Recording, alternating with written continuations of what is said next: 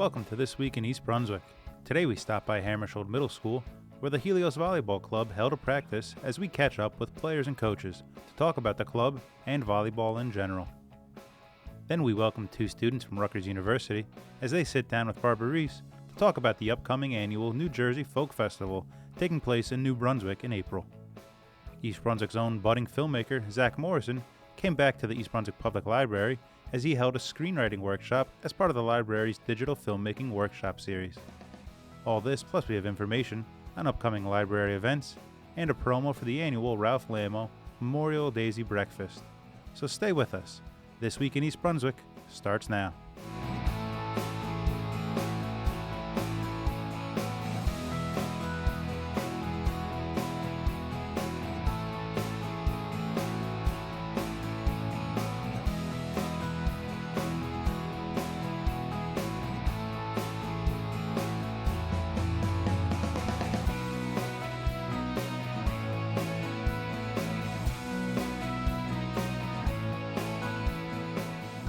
EBTV visited the Helios Volleyball Club during a recent practice to talk with coaches and players about the club and check out what skills they are working on. We started about 3.5 years ago. This summer will be 4 years. We started very small, 9 girls out in the park somewhere trying to see where there's interest. 2-3 years ago we started competitive teams, and now we have one team at every age group from 12 to 17, which is probably where we're going to stay for a while. We tried a boys team last year, and it turns out the region doesn't have much desire or population of boys, so we dropped that this year. So we're just focusing on the girls teams. The coach out here has been coaching with us a few years. She's been coaching for probably 10-15 years now. The gentleman back here coaching the 14s is a former East Brunswick High School player. He coached at Rutgers in their club level for a couple years, and now he's coming here. Mostly the high school age girls we use for assistant coaches. Both these teams have a current sitting East Brunswick High School girl as a coach, assistant coach. So I played Division I school for University of South Florida, and had a lot of opportunity throughout my life playing indoor as well as beach volleyball. So I wanted to give back to the sport. So I started coaching many years ago for a few Central Jersey clubs. Helios Club happens to be very close to my home. And very convenient to come to. It's a growing club, it's a smaller club, so there's a lot of flexibility, and started here 3 years ago. I'm the senior coach now, and been here coaching ever since. Tonight's just a regular practice. Right now we have our 14s on this court over here and our 15s right behind me. Each team practices twice a week. We have the gym 3 nights a week, and we run 6 teams through here those 3 nights. I coach the 15s girls. This is our third year competitively. First year we won regionals. Second year we won 5 tournaments in a row, and this year we're off to a great start, taking bronze in a very large tournament in Pennsylvania, and then recently winning third place in silver in another local tournament. And the other program I'm coaching is the Academy program, which teaches basic skills to beginner volleyball players. So that's for the younger ages, 13 and under. I would say volleyball is a great sport. It's so fun. You get to meet so many people, and it's just really enjoyable. I agree. I've made lifelong friends here. It's a really fun sport, and it's just a great thing to be active with. I really like playing with a team, and I also really like playing volleyball, and it's fun to keep improving over the years. So. Yeah, I just really love volleyball. I don't really know what it is, but I just really love it. Well, it's a really fun team sport, just working together with everybody, and it's a great way to bond with some people. Yeah, like she said, it's fun to bond with and meet new teammates, and I think we've gotten a lot better because we've trusted each other more, and it's just a really fun team sport, and you cheer each other on every play. We work on everything, to basic skills to more complicated drills, and all of it's really fun, and it helps your game totally, because it's not only a physical game, but it's also a mental game. Yeah, we do a lot of passing, a lot of setting, a lot of serving. We work a lot on our serves and try to make us all better players and have a really solid foundation. So during tournaments, we like to cover what we didn't do as well, and then try to fix it. Besides passing and hitting, I've learned commitment to a team and good sportsmanship. We're working on rotations for when we're playing, and we're just like working on the basics and skills, just making sure we have mastered those. We've been doing lots of hitting lines, we've been doing serving drills, and some conditioning too to strengthen our arms so that when we serve, spike, and like for Laurel as a setter, it'll be able to go farther and be more effective. I think I like hitting the most just because, I don't know, it's like a cool feeling when you get a good hit or something, and it's also fun just to be with a team and like have their support and support them. Yeah, I really like hitting too. It's like Faith said, it's a really good feeling, and it just like when you do something well, it feels nice. Well, my coach, she helped me get down to basics with my passing, develop my serve, basically all the basic fundamentals that you need for volleyball. Yeah. Yeah, she's been absolutely incredible. Have helped us through everything and kind of kept us pushing us and kept making us set new goals and Supportive too. yeah, she's very supportive. I always tell the girls I never pay any attention to what the score is, and all my assistant coaches can attest to that. I never know if we won or lost. I track it at the very end of the game when the game's over. To me, we win when we develop. So when I practice something or teach the girls a new play or we run something and someone comes up with, and executes the play and we win, that to me is great. That's what it's all about. So East Brunswick has a very competitive volleyball program, both men's and women's, and I think Helios is perfectly positioned to feed that program with quality players. I always look forward to not only indoor but also outdoor. Helios offers a beach program also, which I coach. And so it's an all-around sport, it's an all-year sport, and it definitely gives men and women an opportunity to learn the sport and play. We've had several of our athletes continue on in collegiate, be awarded scholarships to play volleyball in some of the larger colleges. So it's really an honor and a lot of fun. I think this is good preparation for high school because a lot of the girls who do join high school usually they don't have a lot of experience, and just playing in the club it gives us extra experience, so that's good. Yeah, I agree with Laurel, and just that they brush over the basics, and so even if you're like not as good at something, they still go over everything to make sure that you know it and that you can perform it well, and they really just it helps you to get ready for a higher level experience. I think that this has definitely helped me. It's definitely improved my skills. It's given me a solid basics that I can excel in. I'm really looking forward to trying out for the high school team because it'll be like a new team to work with. It'll be a little bit different than club. And I think this is preparing me for high school, like the tournaments, because we'll have games in high school. So, Yeah, our coach, he just pushes us to work really hard, and I think that really helps a lot. I think it's definitely a good way to start volleyball here because if they are interested in later years and like in high school and stuff, then it's better to have like more pre-experience, so then you'll be more successful when you get to those ages.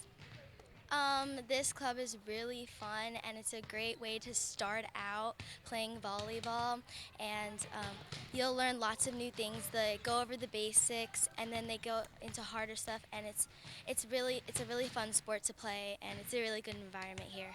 Tryouts is an opportunity for us to take a look at your basic skills, your passing, your hands, your footwork, and then throughout the course of the year, I develop programs. We all develop practice programs based on what's needed.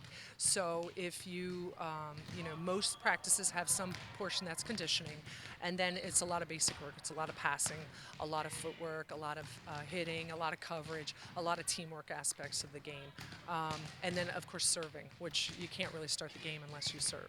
So it starts out at the basics and then develops along based on the challenges that we have when we go to our tournaments, what things we did well, what things we didn't do well, and then I modify the practices to continue to develop the players to help them get better at those weak spots. Registration will be available on the Helios Facebook page, Helios Volleyball Club. And it's usually limited, so we do encourage folks to get out there and just continuously check. So registration will probably open in the next few weeks. It's an 8 to 10 week program, it all depends, and we do it in conjunction with East Coast Volleyball Association. So we partner with other clubs in the area to offer different locations for the program. So. I'd say don't be afraid to like try and join because you never know if you'll end up really liking it. So. Yeah, it's just really fun, and even if you don't make it, it's a good experience. Well, it's a really good sport to play, and if you're definitely interested, you should be like afraid to join it because it's a really fun sport. Yeah, it's really fun. I've always loved volleyball, and it's like my passion. So if anybody ever wants to play volleyball and join, it's a really fun sport to play with teams and friends, and it's really fun. Come on out. Volleyball's a great sport.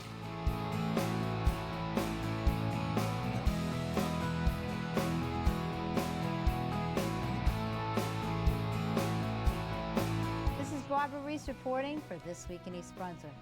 We're very fortunate today to have two representatives of the New Jersey Folk Festival here today. We have Phil Ripperberger, Pineland Stage Manager, and Luke Savasti, Crafts Coordinator. Thank you so much for joining us. Thank you. Thank you, Barbara. We have another wonderful festival, the 41st, coming up in April.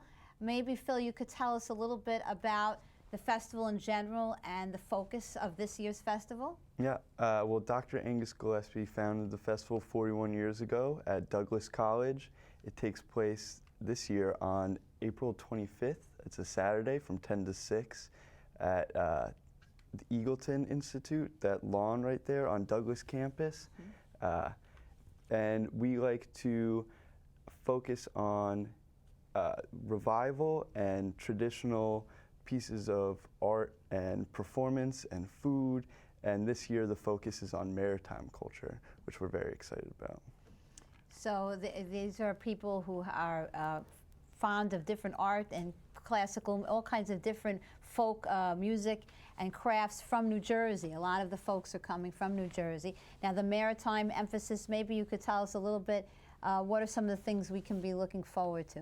Sure, so this year we're celebrating maritime culture, which is essentially what it is. It's culture by the shore, so we're going to be celebrating the music, arts, culture, crafts. So this would include things like traditional sea shanties, which are essentially songs that are sung by longshoremen, and they're both sea shanties from work, and then you will see also sea shanties that the men used to sing when they were off work. So it's very interesting, and it's a really, really good thing to see. Now, what makes the folk festival unique for at least in the United States is that this is the only student-run folk festival. Tell us a little bit about Phil, how the course works and how you guys manage this big event. Sure.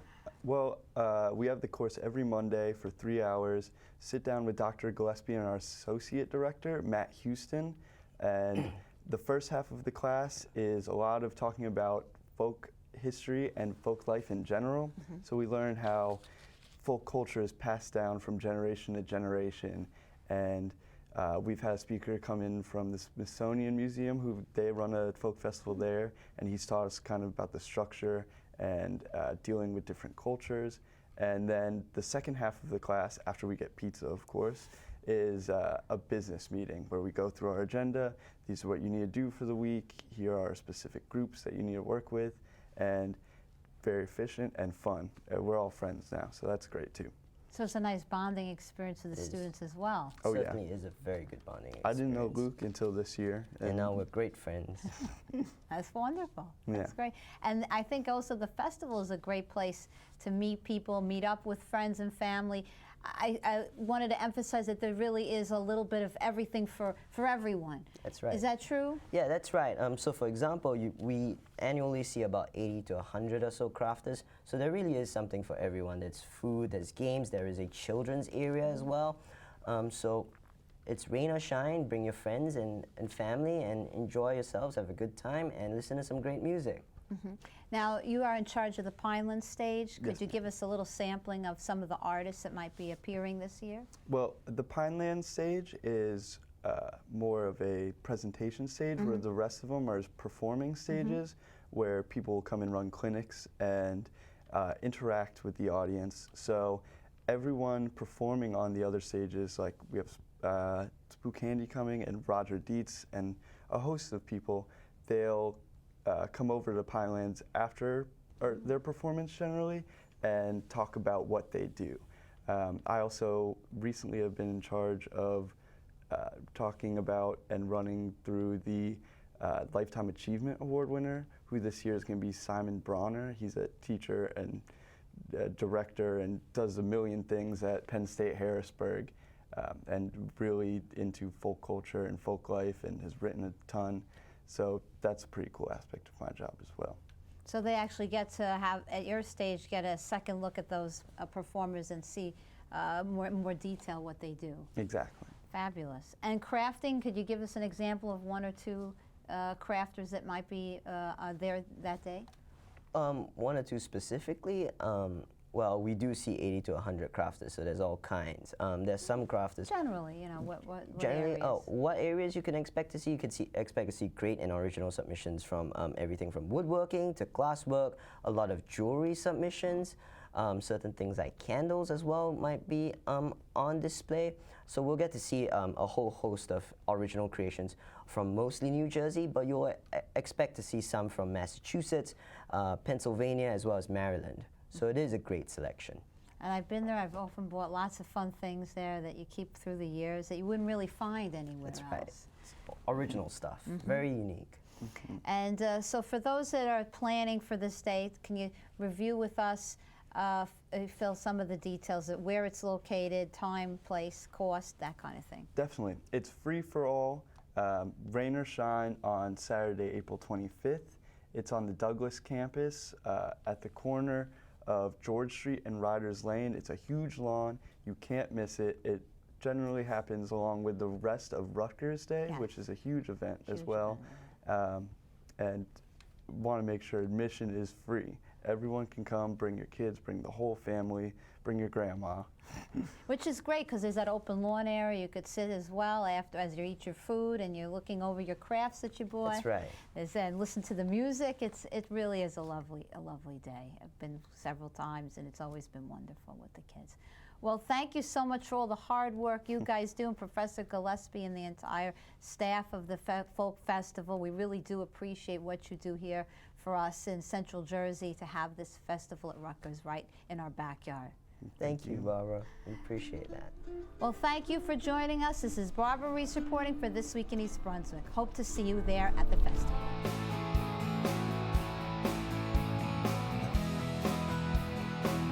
Hi, my name is Zack Morrison, and I am the instructor here for the Screenwriting Workshop at the library. So the Screenwriting Workshop today is part of a series of workshops the library is doing in digital filmmaking to help teens and high schoolers get involved in filmmaking. So today we're going to talk about sort of a crash course in screenwriting, basic, 3-act structure, developing a character and following that character all the way from a log line to sitting down to actually start writing. So the why now is important, because you could want something. We want a lot of things. I want $1 million, okay? But I don't need $1 million right now. I'd like $1 million right now, but I don't need it right now. Why does Ralph need acceptance now? Because he was kicked out of the 30th anniversary celebration? Yes, because there's a thing that makes it current. So whatever it is, having your characters want as a current thing is crucial. Because if it's important to have at least some sort of either guidance or some sort of structure with screenwriting, because it's as much as it is just storytelling. Once upon a time there was a person who did this and this. Because it's for the screen, there's a very particular way to do it. There's a specific format that people need to look for. There's certain things that you would include in a screenplay that you wouldn't include in prose, and vice versa. There's certain things that, because it's a visual medium, you wouldn't include certain things that you'd see in a book in a screenplay. And so the biggest piece of advice I've ever gotten from screenwriting, it just comes down to that, like the little nuances of what goes here, what goes there, how do you put it together, but also just from a character building perspective. Like that's, at the end of the day, having a character is so important, just to have a well fleshed out person in your mind that you want to take to, on this journey. And so many people, myself included sometimes, forget to put focus on what's the story that you're telling and just really narrow down those details. And so that's why I've always enjoyed screenwriting workshops for myself, because it's just a nice place where you can all get together and work and just share ideas and bounce stuff off of each other. And I'm hoping we can do that today. So finally, one of the futures, of course, the mayor/president into letting him go. Nice. Bit of a thriller there, right? Some high tension. Do you like those kind of stories, like very intense action, political thriller? There's actually like magic and stuff going on. Oh, magic. Even better. Where was that? Like, why wasn't that in the? Because that's not really the core of the story. Is this? Okay. The magic is kind of on top of that. But Sprinkle. So I would say the coercion happens with magic. Okay. Yeah, I definitely wish that these kind of workshops were around when I was in high school. There wasn't really anyone teaching this sort of telling a story for the screen structure. To start at a young age is so crucial for this kind of stuff. And I think it's going to be such a huge benefit, hopefully, for the students that come in today. Yeah, I mean, it's going to be fun. Today's going to be awesome. The best part about these kind of workshops is having an open form structure. So if there's certain things people want to work on, let's work on that. Or what kind of story do you want to tell? And we can kind of guide the whole thing around what the students are trying to do and just kind of help them along wherever we can. The 32nd annual Ralph Lamo Memorial Daisy Breakfast will be held on Sunday, March 29th from 8 a.m. till noon at the East Brunswick Hilton Hotel on Route 18. Bring your family, friends, and neighbors to enjoy the best breakfast buffet in town. Tickets are $10 for adults and $2 for children under the age of 10. Come on out and enjoy as the DJ gets the party going for a morning full of dancing, games, raffle prizes, and of course, all the breakfast you can eat. This popular community event is run by volunteers who work throughout the year planning the breakfast. The success of this event is also dependent on the generosity of many local businesses and individuals who donate everything from their time to raffle prizes. Some of the donors include the Hilton East Brunswick Hotel, Plum Rose USA, LaFair Bake Shop, Lamo Builders Incorporated, attorney Howard Teitelbaum, local PBA 145 and PBA 232, the East Brunswick Youth Council, Austin Cossack Jr. Associates, and many more. Proceeds from the breakfast benefit the children and adults with special needs who participate in the Daisy Recreation Program. The Daisy Recreation Program is sponsored by the East Brunswick Department of Recreation, Parks, and Community Services and the Daisy Association. Tickets are available at the Recreation and Parks office at 334 Dunham's Corner Road in East Brunswick, as well as at the door. Please call 732-390-6796 for additional information, and we hope to see you all there at the 32nd Annual Ralph Lamo Memorial Daisy Breakfast.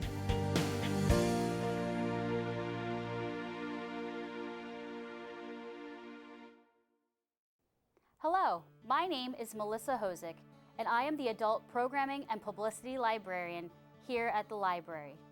We welcome you to come and enjoy the new and diverse programming the library has to offer. All events are open to the public. Here's what's coming up this month. Sponsored by the Friends of the Library, our monthly Saturday Stitch with Sandy Kendall will be held Saturday, March 14th from 10 a.m. to 12 p.m. All levels are welcome. Come celebrate Jewish music tradition with a performance on Sunday, March 15th at 3 p.m. with Makalat Hamerkaz, the Jewish choir of Central New Jersey. They will perform pieces which span the spectrum of Jewish experience and musical traditions, sung in English, Hebrew, Yiddish, and Latin. On Wednesday, March 18th at 7 p.m., the Studio J Theater, a company of actors ages 7 to 16, will present scenes from its upcoming production of Only in America, written by Robert E. Lee and Jerome Lawrence. Based on a true story, Only in America follows a New York Jew who moves to North Carolina in the 1950s, and through his experience helps desegregate the schools. The play explores social justice with great humor and wit. This month's book discussion group will read The Storied Life of A.J. Fikry. Gabrielle Zevin's enchanting novel is a love letter to the world of books and booksellers that changes our lives by giving us stories that open our hearts and enlighten our minds. Copies of the book are available at the Information Services Desk 1 month before each meeting. The discussion leader is Adult Services Librarian Claudia Link. Call 732-390-6767 for details. This event is sponsored by the Friends of the Library. On Saturday, March 21st, the library will be an official location of New Jersey Makers Day, which celebrates those who create with technology, craft, and other hands-on creative pursuits. Come experience hands-on electric and circuitry projects for kids, arm knitting for adults and teens, demonstrations on how to make marshmallows at home, 3D modeling, Final Cut Pro training, and much more. Too scared to try to make ethnic cuisine at home? On Tuesday, March 24th at 7 p.m., I will be holding a hands-on cooking class called Cooking Easy Ethnic Cuisine. This session will showcase the food of Thailand. You'll be preparing the dishes and then sharing them with the group. Registration as required as slots are limited. Visit EBPL.org for more information. The Library Exchange, our meetup group for 20 to 30-somethings, will be hosting its monthly tabletop game night on Thursday, March 26th at 6 p.m. Bring your own game or play one provided by the library. Snacks will be provided. Please RSVP on our meetup page at tinyurl.com/libraryexchange. We look forward to seeing you this month. You can visit the EBPL website or follow us on Twitter or Facebook to learn more about the many events and activities the library has to offer.